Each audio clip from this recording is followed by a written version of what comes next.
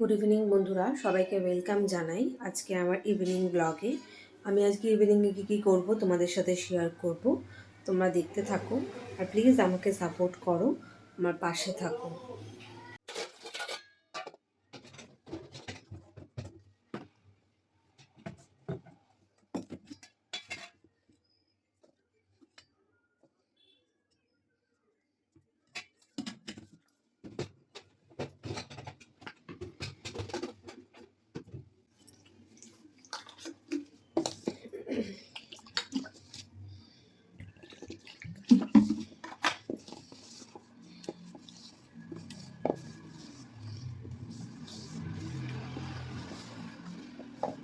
চলো চট করে আটাটা মেখে নিই, তারপর তোমাদেরকে দেখাচ্ছি। দেখো বন্ধুরা, আটাটা মাখা হয়ে গেছে। এটাকে ঢেকে রাখবো, ঢেকে চাটা বসিয়ে ঠাকুরের বাসনটা মেজে নেবো।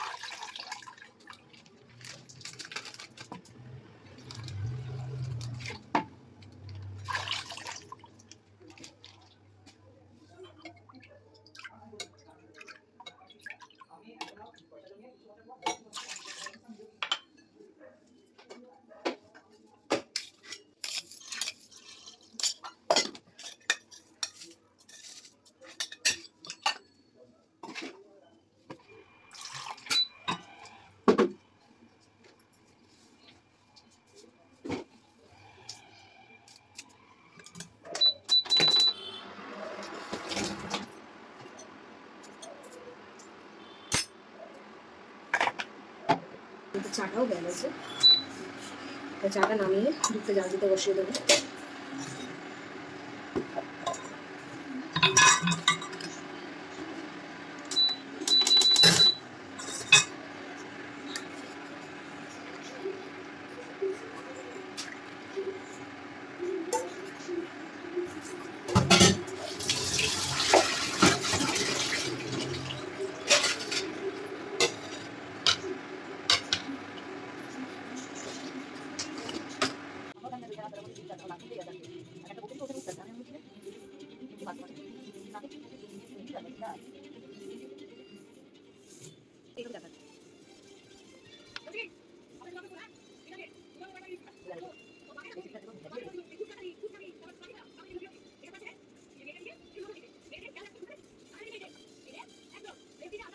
বন্ধুরা, আমার চা খাওয়া হয়ে গেছে। আজকে সকালে ডাল সেদ্ধ আছে রুটি দিয়ে খাওয়ার জন্য। এই ডালটার আমি কিছু একটা গতি করব, তো তার জন্য আমি পেঁয়াজ কেটে নিয়েছি জিরি করে। এবার একটা প্যানের মধ্যে প্যানটাকে প্রথমে গরম করব।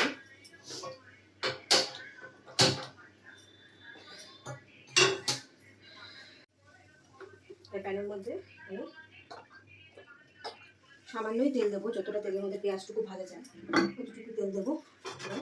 তেলটা একটু গরম হয়ে আসুক।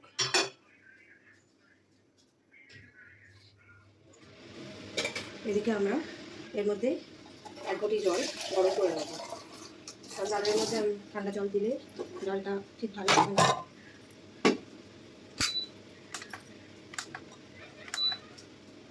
চলো, তেলটা গরম হয়ে এসেছে, এর মধ্যে আমরা কিছুটা জিরে দিয়ে দেবো।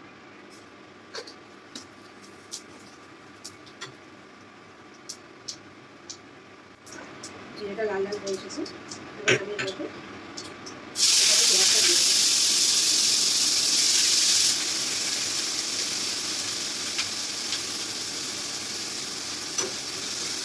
ভাজা হয়ে যাচ্ছে। এবার এটাকে আমি নামিয়ে দেবো, নিয়ে ডালটা নিয়ে বসিয়ে দেবো।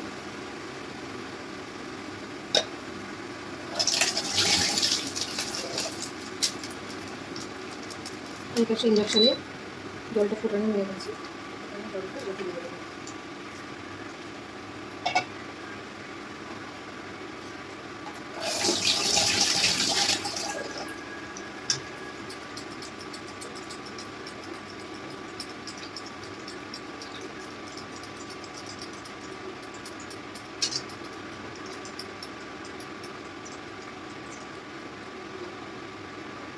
ডালের জলটা ফুটে উঠেছে।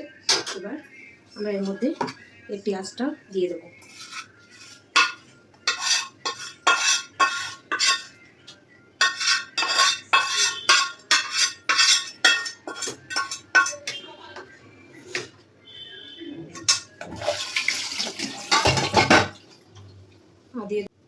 এবার দিয়ে দেবো এর মধ্যে একটু হলুদ গুঁড়ো।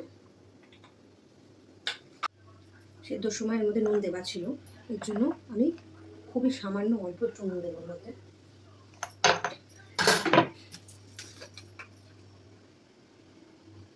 দেবো একটু হালকা গরম মশলা,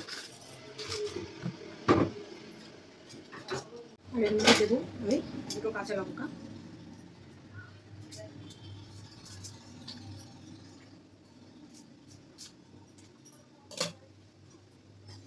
এবার এটা ভালো করে ফুটে উঠলে দেখো আমাদের ডালটা হয়ে গেছে। এবার এটাকে আমি নামিয়ে রেখে দেবো।